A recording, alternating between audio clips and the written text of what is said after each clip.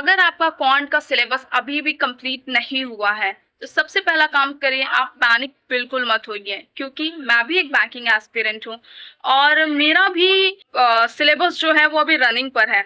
लेकिन इसका मतलब ये नहीं कि मैं पैनिक हो जाऊं, इसीलिए मैं पहले आपको सजेस्ट करूं, सबसे पहले पैनिक बिल्कुल मत होइए आप। इस वीडियो में मैं आपको 7 डेज चैलेंज, 10 डेज चैलेंज या फिर कोई अनरियलिस्टिक टाइम टेबल बिल्कुल नहीं देने वाली हूँ। बस अपनी प्रिपरेशन का सिस्टम आपसे शेयर करूंगी जो शायद आपकी भी हेल्प कर।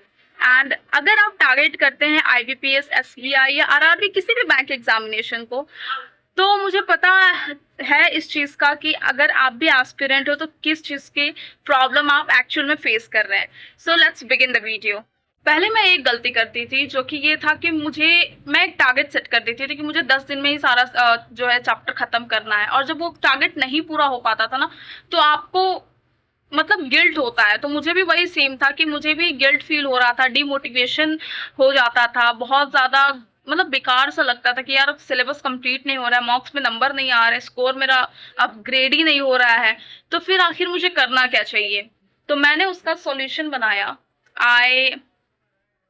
मेरी डायरी, जिसमें मैंने रिलैक्स होकर के सोचा कि देखो मैथ्स एक ऐसा सब्जेक्ट होता है, यानी कि क्वांटिटेटिव एप्टीट्यूड एक ऐसा सब्जेक्ट होता है जो आपकी स्पीड और एक्यूरेसी पे वर्क करता है। लेकिन स्पीड और एक्यूरेसी आपकी तब आती है जब आपके कॉन्सेप्ट क्लियर होते हैं। अगर आप ये टारगेट रखते हो कि आपको किसी तरह पूरा करना है ना, तो आप वहां पे तो फंस जाओगे किसी भी हाल में।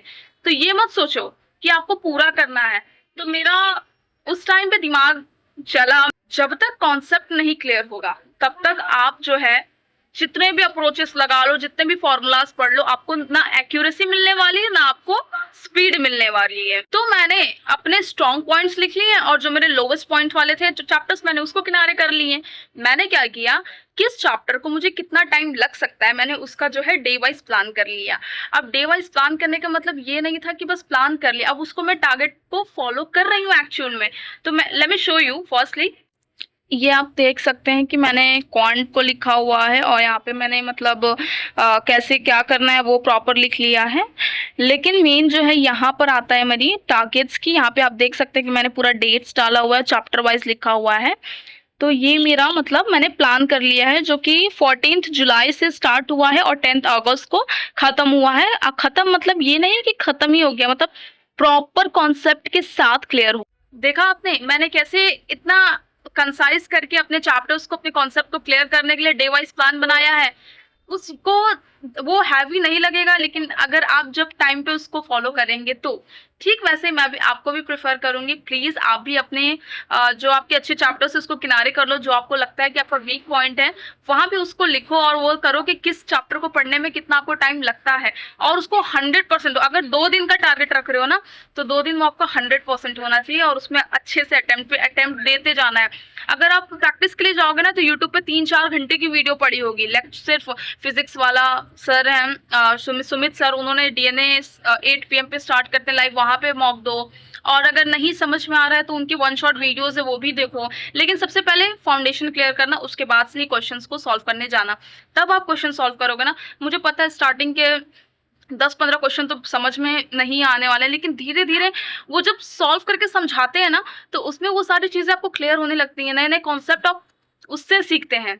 तो मेरी मानो, पहले फाउंडेशन क्लियर करो, और 1 से 2 घंटे की वीडियो होती है फाउंडेशन वाली। बेसिक कॉन्सेप्ट क्लियर हो जाएगा तो फिर क्वेश्चन जब अटेम्प्ट करने जाओगे तो नए नए कॉन्सेप्ट खुद ब खुद सीखोगे।